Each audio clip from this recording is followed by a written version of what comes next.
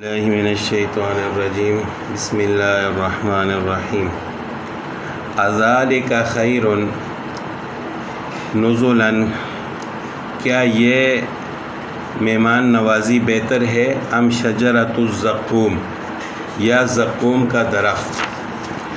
اس سے پہلے جنت کی نعمتوں کا ذکر تھا، اور جنتی جنت میں جو نعمتیں حاصل کریں گے ان کا ذکر تھا کہ ان کے لیے رزق معلوم، فواکہ میوے ہوں گے، مکرمون جنت میں ان کا اکرام کیا جائے گا، علی سرر متقابلین تختوں پر آمنے سامنے ٹیک لگا کر بیٹھے ہوں گے، اور اسی طرح ان کو صاف پاک شراب دی جائے گی۔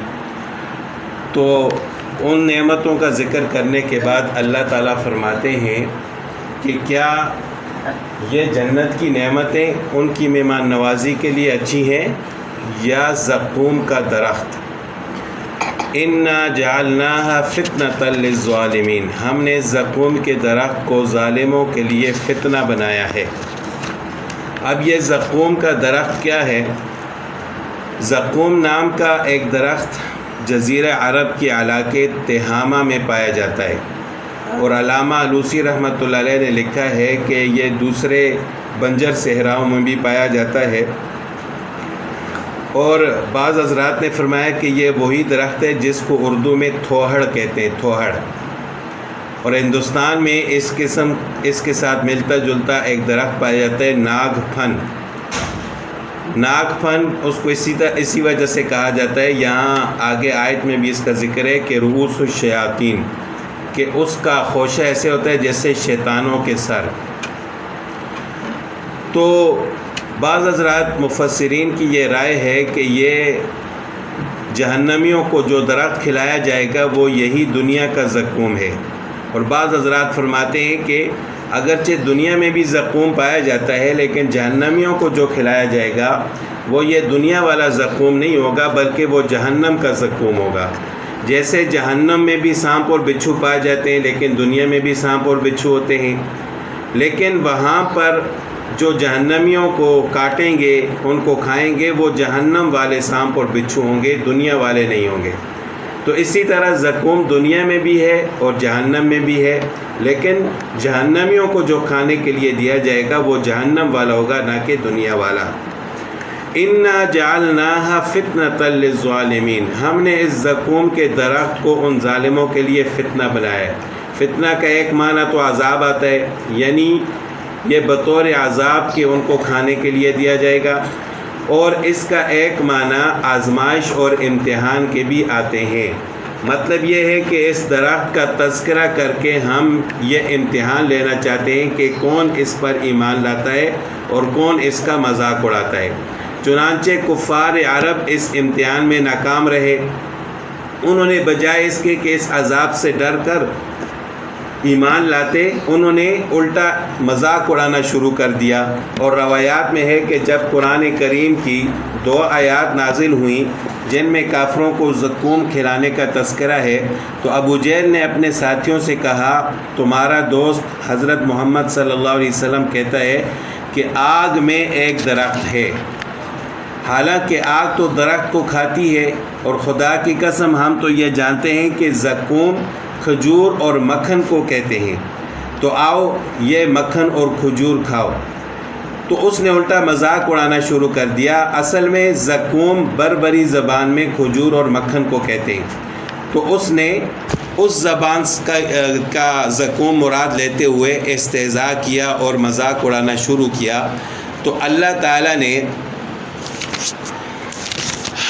اس کے مذاق کا رد فرماتے ہوئے فرمایا کہ انہا شجرۃ تخرج فی اصل الجحیم، کہ یہ ایسا درخت ہے جو جہنم کی تہ سے نکلتا ہے۔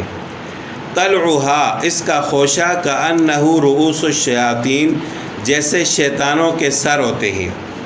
فإنہم لآکلون منہا، سو وہ جہنمی اسی درخت کو کھائیں گے، فمالئون منھا البطون، اور اسی سے ان کے پیٹ بھریں گے۔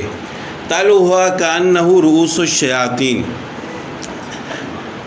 اس آیت میں زقوم کے پھل کو شیاطین کے سروں سے تشبیہ دی گئی ہے۔ بعض مفسرین نے تو یہاں شیاطین کا ترجمہ سانپوں سے کیا ہے، اسی وجہ سے ناگ پھن، ناگ کہتے ہیں سانپ کو، پھن یعنی اس کا جو سر ہوتا ہے، یعنی زقوم کا پھل ایسی شکل کا ہوتا ہے جیسا کہ سانپ کا پھن، سانپ کا سر، اردو میں سے ناگ پھن کہتے ہیں۔ لیکن اکثر مفسرین نے فرمایا کہ یہاں شیاطین سے اس کے معروف معنی مراد ہے، اور مطلب یہ ہے کہ زقوم کا پھل اپنی بدصورتی میں شیطانوں کے سر کی طرح ہوتا ہے۔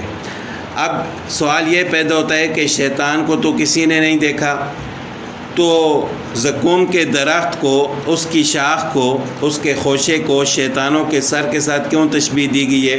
تو اس کا جواب یہ ہے کہ یہ ایک تخیلی تشبیہ ہے، خیالی تشبیہ ہے۔ محاورہ میں بدصورت اور بدہیت اشیاء کو شیطان اور جن بوت سے تشبیہ دی جاتی ہے۔ اس کا منشا یہ ہے تشبیہ دینے کا کہ محض انتہا درجے کا بدصورت درخت ہوگا، یعنی یہ زقوم کا جو درخت ہے شیطان کے سر کے ساتھ تشبیہ دینے کا مقصد یہ ہے کہ انتہائی بدصورت درخت ہے، تو ظاہر ہے جب یہ بدصورت ہوگا تو اس کا ذائقہ بھی ایسا ہی ہوگا۔ تو ایسا بد ذائقہ اور بدصورت درخت جو جہنم کی تہہ سے نکلتا ہے وہ ان جہنمیوں کو کھانے کے لیے دیا جائے گا۔ تو اللہ تعالیٰ فرماتے ہیں کہ ثم ان لہم علیہا، پھر ان جہنمیوں کے لیے اس کے اوپر لشوبا من حمیم، ابلتے ہوئے پانی کا امیزہ ہوگا۔